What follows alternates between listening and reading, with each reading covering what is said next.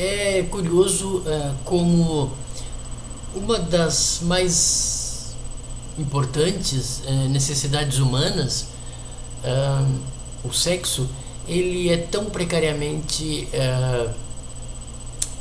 comunicado, né, divulgado, exceto por alguns programas até de televisão que tentam tornar o sexo aquilo que ele realmente é, parte da vida, né, algo normal, natural. E nesse caso a televisão parece ter saído na frente, né?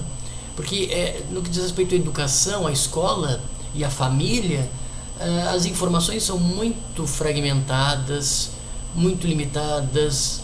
Há um medo de se falar sobre essas questões, ao ponto de que tratar desses assuntos em aula poderia parecer algo pornográfico, né? Algo que seria uma deturpação completa da sexualidade, né?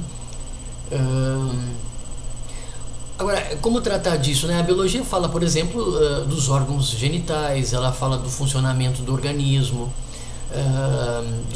das nossas glândulas que na adolescência começam a funcionar, ovários, testículos. Em algum momento na filosofia se poderia tratar da emoção, da questão do amor, né? Dos relacionamentos amorosos, héteros ou homossexuais, né? Haveria aí um espaço para vocês falar sobre as emoções, né? Mas são emoções ainda contidas, de pessoas que vestidas estariam, enfim, estabelecendo sua própria aprendizagem no contato com o outro, né? Mas se fala muito pouco da sexualidade, aquilo que as pessoas podem fazer juntas numa relação sexual. Isso é realmente muito difícil de se tratar, porque a gente tem receio de que isso descambe para um outro lado, né? Como eu disse, da pornografia.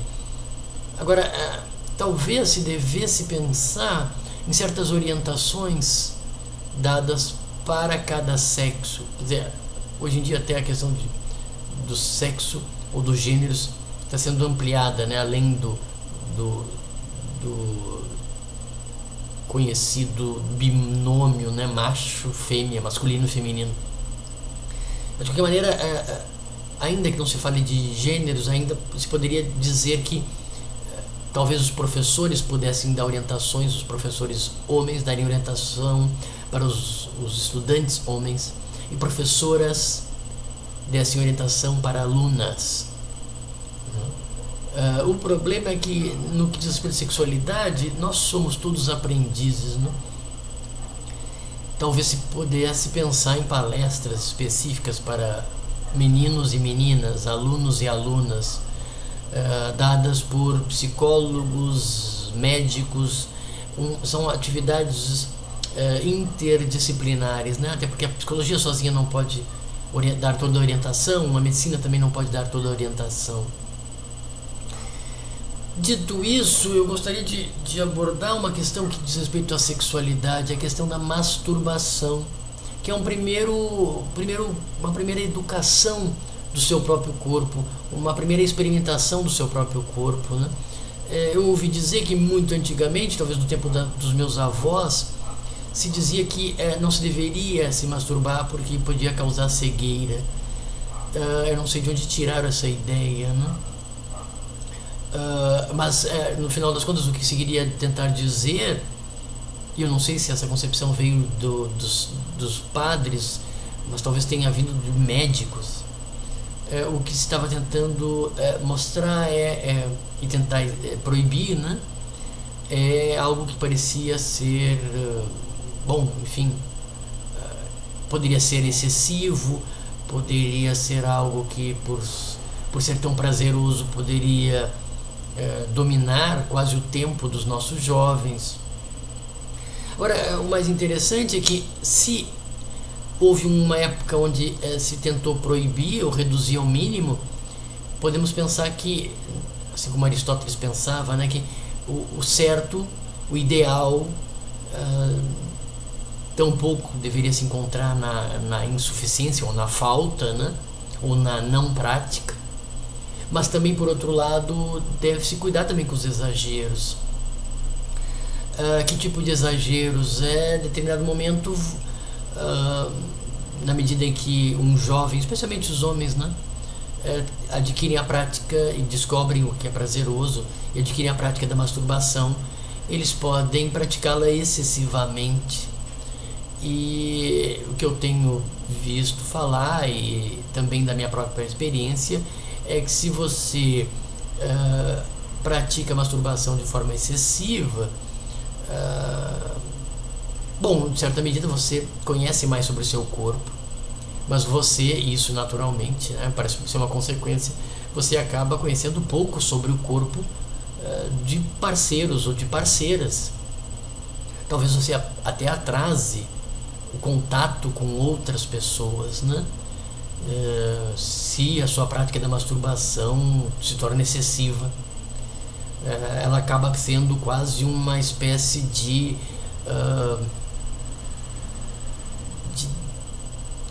defesa, um empecilho para que você deseje o próximo passo da sexualidade, né? Que seria você ter relações com outras pessoas, né? Então esse é um aspecto que se deve cuidar. Agora, em geral, acho que a maioria das pessoas não tem uma prática tão intensiva da masturbação. Em parte é um problema, porque não conhecem a si mesmos, seus corpos, com tanta profundidade quanto poderiam conhecer, né? E aí crescem e se torna limitada a sua capacidade de conhecer, não conhecendo tanto a si mesmo. Como é que você vai poder oferecer prazer às outras pessoas, né? Será que nós poderíamos um dia pensar em dar aulas onde você estimula a sexualidade? Havia uma cartilha, né? Mamãe Como Nasci, onde não chega a estimular que crianças se masturbem, mas tenta mostrar às crianças que isso é algo absolutamente normal, né? Que o menino e a menina podem fazer nos seus momentos de lazer, podem tocar nos seus órgãos, pode conhecê-los. As meninas, por exemplo, é sugerido que elas usem espelhos para conhecer as partes dos seus genitais. Eu sei que essa questão é polêmica, inclusive acho que foi em Pernambuco, na sua capital, Recife, onde houve inclusive a retirada desses livros, a proibição desses livros, porque eles chocam muitas pessoas, né?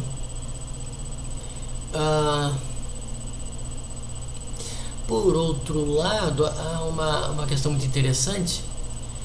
Dizem os médicos que a masturbação normal, do ponto de vista da boa parte dos médicos, né, ou se não todos, isso é uma curiosidade apenas, ela não aumentaria o tamanho do órgão sexual masculino. E eu ouvi uma certa vez uma entrevista em um canal de TV fechada de um ator pornô que, diferentemente dos médicos, dizia que sim, que ao se masturbar o pênis poderia aumentar de tamanho. Curioso esse ponto de vista, né? Quem é que estaria certo? Um médico que estudou muito ou um ator pornô que se masturba muito, imagino eu, né? Por fim, essa é só uma questão que parece me surgiu.